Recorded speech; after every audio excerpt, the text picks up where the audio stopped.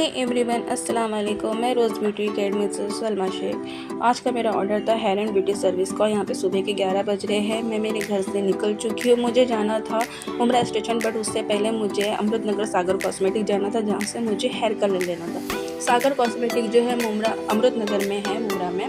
और यहाँ का जो प्रोडक्ट है बहुत अच्छा है। मैं मेरे सैलून के लिए हर प्रोडक्ट इन्हीं से लेती हूँ।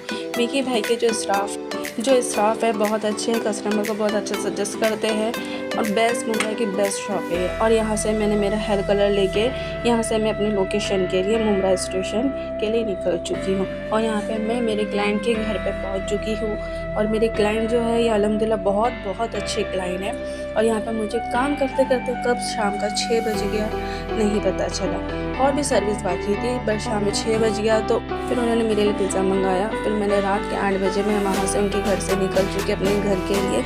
फिर मिलते हैं। अल्लाह हाफिज़। दुआ में याद।